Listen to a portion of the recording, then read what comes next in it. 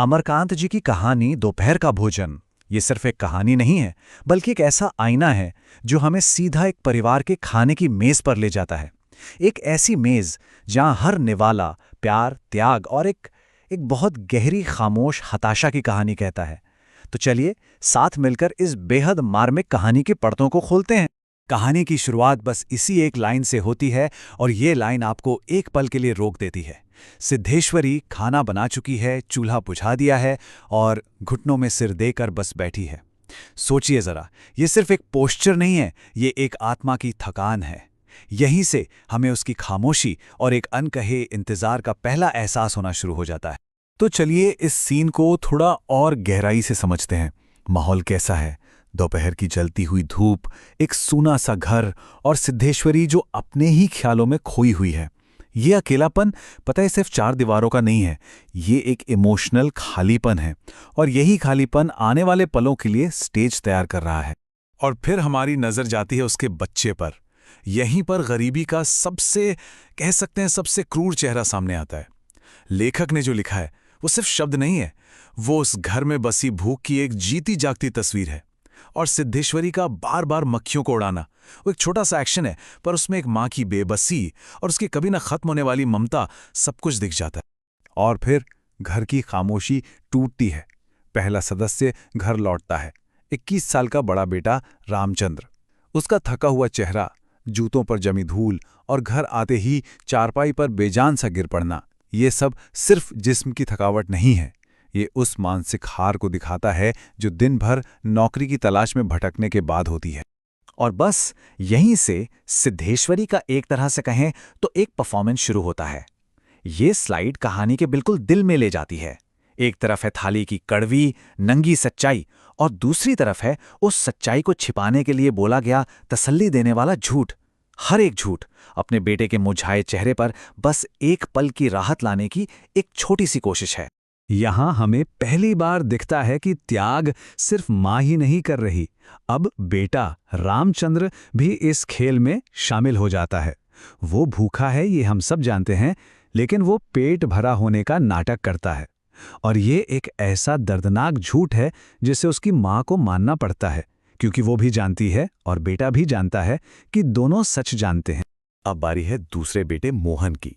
वो घर में आता है, पर उसके आने से चुप्पी टूटती नहीं, बल्कि और भी ज्यादा गहरी हो जाती है।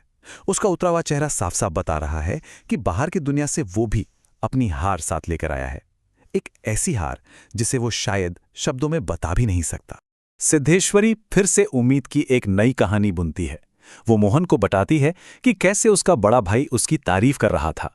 यह झूठ का एक बहुत बहुत ही नाजुक धागा है जिससे वो इस टूटते हुए परिवार को किसी तरह जोड़े रखने की कोशिश कर रही है।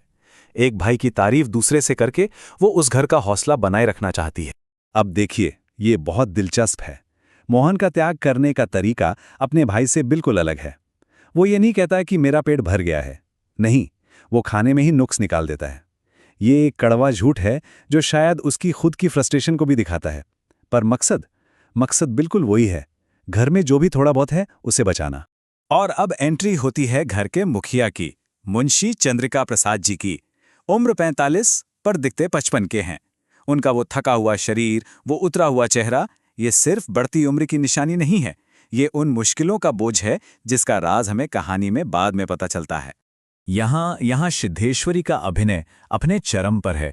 वो एक के बाद एक तारीफों के पुल बांध देती है, ऐसे झूठ बोलती है जो उसके पति के टूटे हुए आत्मसम्मान पर मरहम का काम करे, क्योंकि वो जानती है इस वक्त उसके पति को थाली के खाने से ज्यादा इज्जत की भूख है। जरा इस एक झूठ की ताकत तो देखिए। बाबूजी देवता के समान है। सिद्धेश्वरी एक ऐसे इंसान के मान सम्मान को वापस जोड़ने की कोशिश कर रही है जिसने शायद दुनिया में अपनी जगह खो दी है। ये शब्द देवता के समान मुंशी जी के लिए किसी मरहम से कम नहीं है, भले ही ये पूरी तरह से मनगढ़ंत क्यों ना हो। और आखिर में घर के मुखिया भी इस दुखद नाटक का हिस्सा बन जाते हैं। वो भी कहते हैं कि पेट भर गया। उनका बहाना देखिए, कसम रखने के लिए और जायका बदलने के लिए गुड़ का पानी मांगते हैं। ये बहाना उनके गर्व और अपनी पत्नी के लिए खाना छोड़ने की इच्छा से निकला है।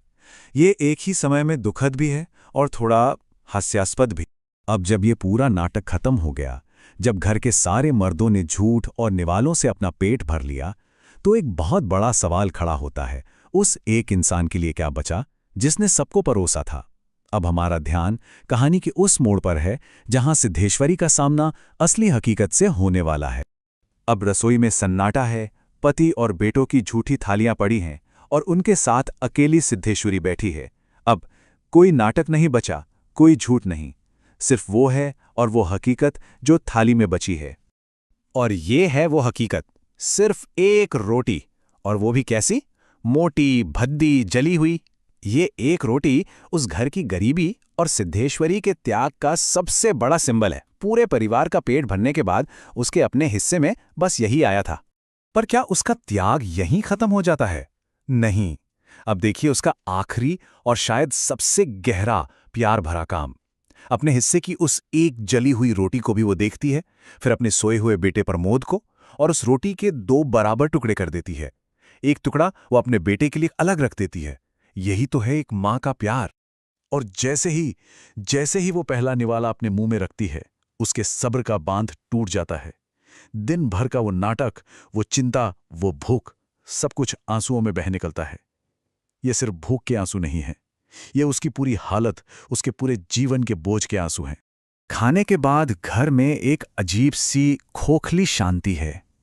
बस मक्खियों की भिनभिनाहट की आवाज है, रस्सी पर टंगी वो पैबंद लगी साड़ी है। बड़े लड़के घर पर नहीं हैं। ये शांति असली नहीं है, ये उस झूठ पर टिकी है जिसने इस परिवार को एक और दोपहर काटने में मदद की है। और फिर आती है कहानी की आखिरी और सबसे झकझोर देने वाली सच्चाई। मुंशी जी की नौकरी 1.5 महीने पहले जा चुकी है। ये एक जानकारी पूरे परिवार की खामोश तकलीफ की तस्वीर को पूरा कर देती है। अब हमें समझ आता है कि उस घर और उन झूठों के पीछे की असली वजह क्या थी। तो आखिर में ये कहानी हमें एक बहुत गहरे सवाल के साथ छोड़ जाती है।